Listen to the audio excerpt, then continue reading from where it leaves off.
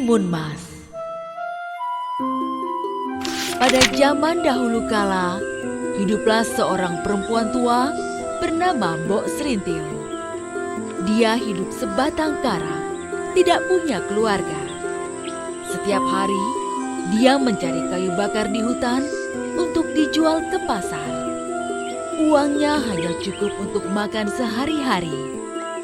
Namun bagi Mbok Serintil, itu sudah lebih dari cukup karena dia hidup seorang diri. Mbok Serintil sering kelelahan karena umurnya yang sudah tua. Siang itu, Mbok Serintil melepas lelah di sebuah batu besar di tengah hutan sambil melamun. Dia menghayal seandainya dia punya seorang anak, tentulah pekerjaan yang lebih ringan karena ada yang membantu. Tapi suami saja tidak punya. Bagaimana dia bisa punya anak? Andaikan aku punya anak. Saat Mbok Serintil asik melamun, tiba-tiba raksasa jelek dan bau muncul di hadapannya. Mbok Serintil ketakutan, sampai-sampai dia tidak bisa berdiri. Seluruh tubuhnya bergetar.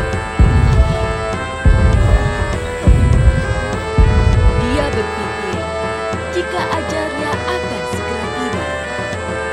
Raksasa berkata dengan suara menggelegar, Oi, perempuan tua, lama sekali. Mana anakku? Biar aku makan sekarang. Mbok Serintil menjawab dengan suara gemetar.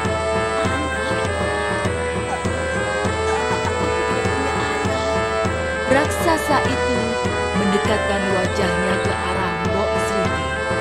Bau mulutnya membuat Mbok Serintil ingin muntah. Kamu jangan bohong.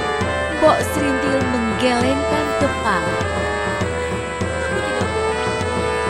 Kalau kamu mau, makan saja aku. Sang raksasa tertawa terbahak-bahak.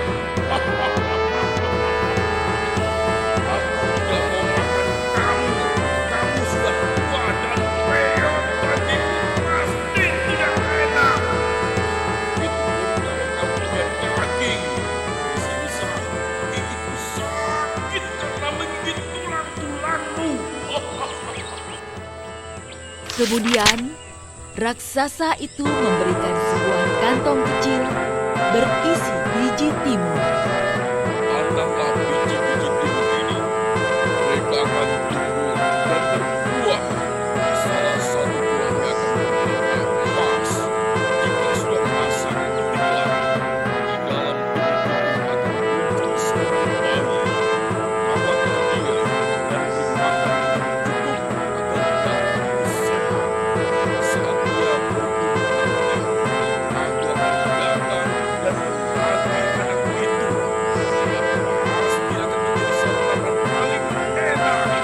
Paham? Mbok Serintil menerima kantong itu. Sekarang pergilah. Bentak raksasa itu. Baiklah, aku akan pergi. Suaranya yang keras membuat Mbok Serintil lari berbirit-birit.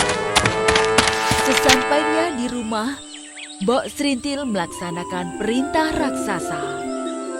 Dia menanam semua biji timun itu di tegalan miliknya yang kecil. Setiap hari, dia menyiram dan merawat kebun timunnya. Seiring waktu, tanamannya tambah subur dan mulai berbuah. Benar apa yang dikatakan raksasa. Salah satu buah dari tanamannya berwarna emas. Mbok Serintil memberi perhatian khusus kepada timun emas itu. Timun-timun itu semakin hari semakin masak. Timun emas itu pun juga tumbuh besar. Sudah waktunya membelah timun itu. Sudah waktunya buat timun ini aku petik. Mbok Serintil akhirnya memetik timun emas itu dan membelahnya dengan hati-hati. Betapa terkejutnya dia karena mendapati seorang bayi perempuan menangis di sana. Wah, seorang bayi perempuan yang cantik. Mbok Serintil senang sekali dan mendekap bayi itu. Dia menamai bayi itu Timun Mas. Timun Mas tumbuh menjadi anak yang sehat, cekatan, dan terampil. Mbok Serintil tidak henti-hentinya bersyukur karena mempunyai anak berbakti seperti Timun Mas. Sini Mbak, aku bantu. Iya, Timun Mas sayang.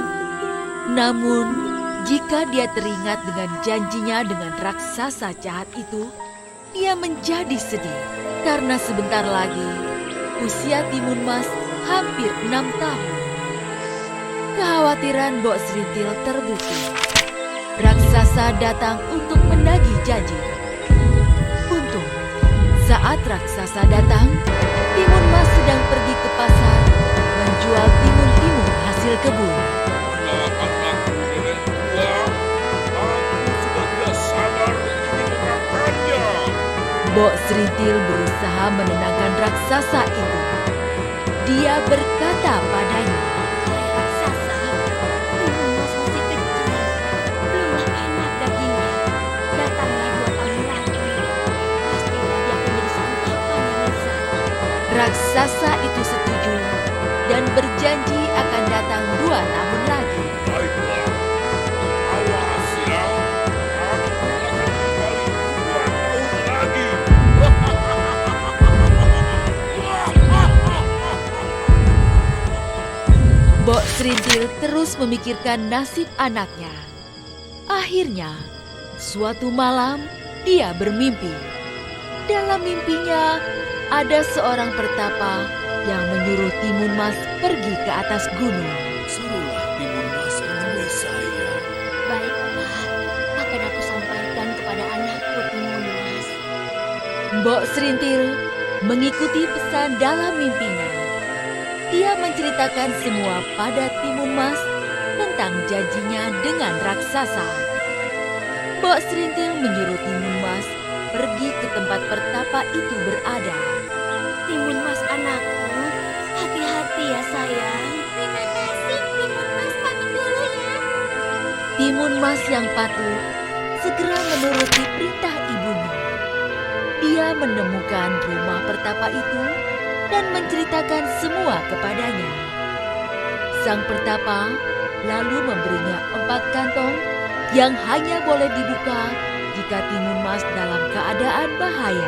Timun Mas, ini kakek bawakan 4 kantong benda untuk menyelamatkanmu dari raksasa jahat itu. Terima kasih, Kak. Timun Mas pamit pulang dulu ya. Timun Mas pulang ke rumahnya. Namun, saat sampai di rumah, alangkah terkejutnya karena sang raksasa sudah menunggu. Mbok Serintil segera berteriak.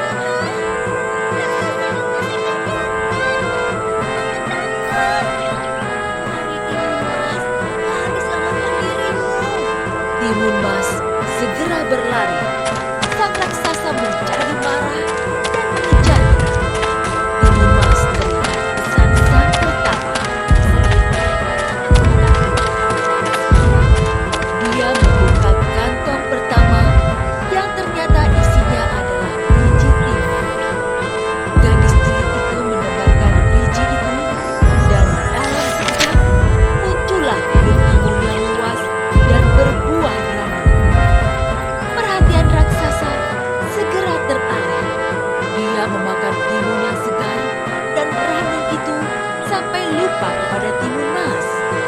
Namun, saat timun habis, raksasa itu teringat akan Timun Mas dan mengejarnya kembali.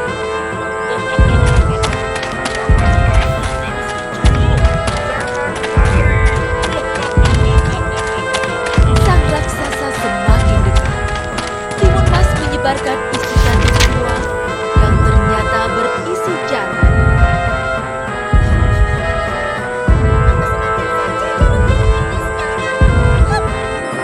Dan muncullah hutan bambu yang lebat dan runcing.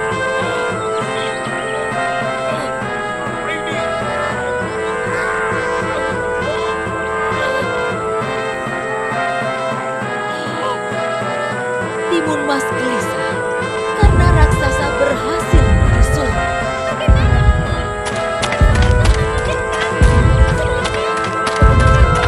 Timun Mas menyebarkan isi kantong ketiga yang berisi garam. Dalam sekejap, muncullah lautan luas. Sang raksasa berusaha berenang dengan cepat. Kaki-kakinya yang terkena bambu terasa perih. Tapi itu tidak menyurutkan tekadnya mengejar Timun Mas.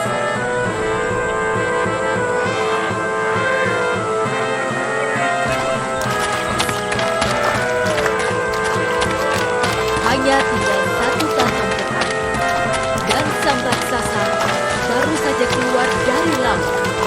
Dalam hati Timun Mas, dia menangis dan memohon pada Tuhan untuk melindunginya. Dia pun menaburkan isi kantong terakhir yang berisi terasi. Dalam sekejap, muncul lautan lumpur ganas. Sang raksasa yang sudah sangat marah tidak menyadari bahayanya. Dia terjun ke dalam laut lumpur ganas dan segera tenggelam. Ya Tuhan, terima kasih telah menyelamatkan aku dari raksasa jahat itu. Timun Mas kembali ke rumah dan Mbok Serintil menyambutnya dengan tangisan bahagia. Mereka pun hidup bahagia berdua sebagai ibu dan anak yang saling mengasihi.